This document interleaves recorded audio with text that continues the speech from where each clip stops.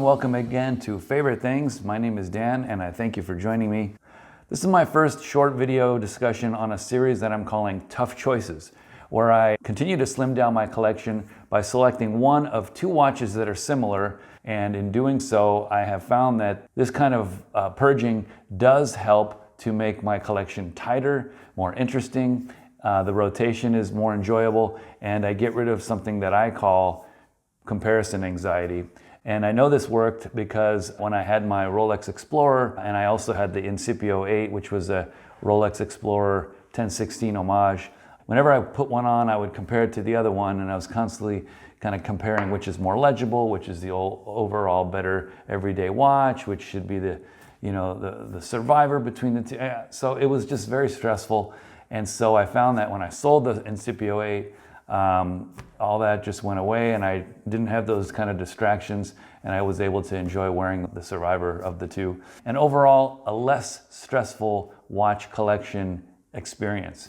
So today we're gonna explore the decision-making process of my two remaining Hamilton Khaki watches, the Neo Vintage 9415 33mm Khaki, and my 38mm modern Hamilton Khaki Field mechanical, which is model number, H69439531. We'll just call it my 38mm Khaki Field mechanical.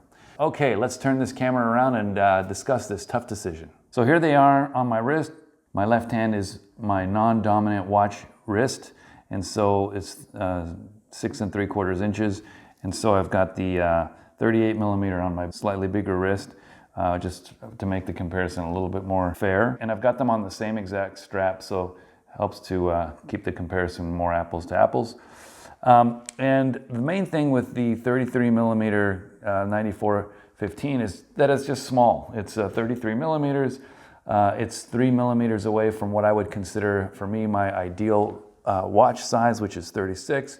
And then the 38mm Hamilton is closer to my ideal. It's a little bit large, maybe 2mm larger than I'd like, but hey, you know what? It's still, it's closer to the ideal size than the 33mm. And I find this more noticeable, not when I look down on it. When I look down on my wrist, this looks perfect. Whereas to me, this looks like maybe a little bit large, although probably not. And it's this view from afar that it does look a little small, a little dainty for my wrist, versus the 38mm, which just kind of looks modern and normal, more, what you'd expect.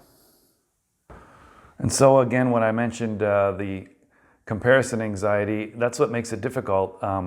This becomes very normal looking, and then when I switch to the 33mm version, it just ends up kind of being almost like a toy, kind of small. And I mean, it's very comfortable to wear, so it's really kind of breaks my heart to say these things, but it is what it is. And then when I go back to the 38, it takes me a while to get used to this again with its 47mm lug to lug and its 38mm size. So I know that for me, getting rid of one will totally eliminate that comparison anxiety. I really like the monochromatic dial of the 9415 with its matte black color and its sharp painted numbers. One thing I like about the 38mm modern Hamilton is I do like those arrows at the hour marks versus the circles that we have on the Neo Vintage 9415. Also, the font is a little bit different.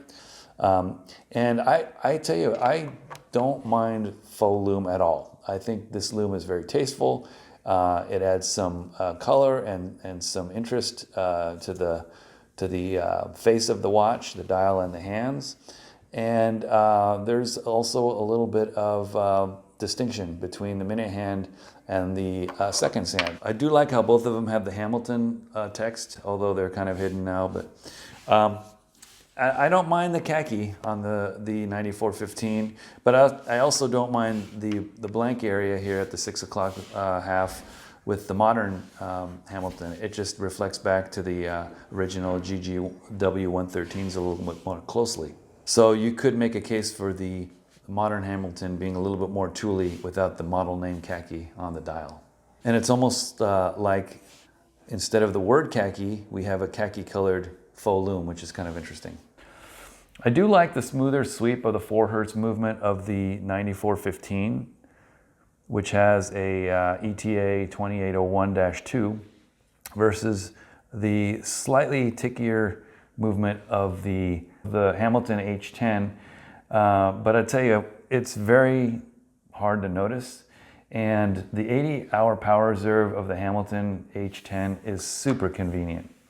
And one thing a lot of people don't really talk about is the sound of the movement. I really love to hear the movement. So when you hear the ticking, and I'm not sure if you'll be able to hear this, but when you hear the ticking of the higher beat 9415,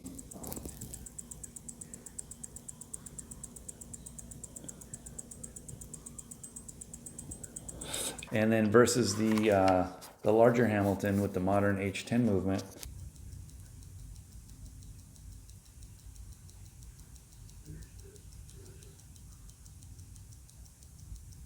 the movement is a little slower and more calming. The 9415 4 Hertz movement kind of sounds frantic in comparison to the slower, I think it's maybe a 3 Hertz movement, but and so it's I don't know, for some reason it's just more calming. I do love to hear that. And the other thing, as far as function, it's a lot harder to wind this little crown with my fingers than the larger oversized crown of the 38 millimeter version. That's just such a joy. So again, the 9415 has a really nice acrylic crystal. It's got that classic look. And you know, I don't mind occasionally polishing a crystal with the good old poly watch, but you know, it's an added thing. You gotta sit down and do it, and you have to replenish your poly watch every now and then.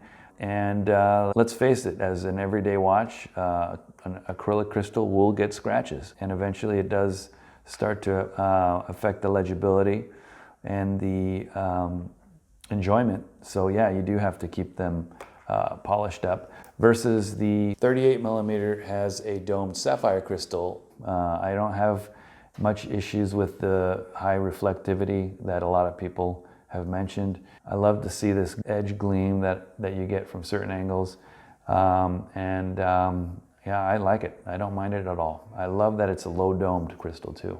It does make for a very, very modern, slender profile versus the profile of the classic here. It's got a little bit more of a box shape on the crystal, and it sticks out a little bit. Still very nice and slender, but yeah, just kind of a little bit more of a modern take with this one. Maybe it comes down to what each one stands for. You know, with the 9415, it's a true field watch, and it's an original size, just like the GGW 113. But let's face it, I'm not in the military, and as much as I'd like to think to the contrary, watches are a fashion accessory. Even if I'm the main observer, and a 38 millimeter watch is just more close to the ideal 36 for me than a 33 is.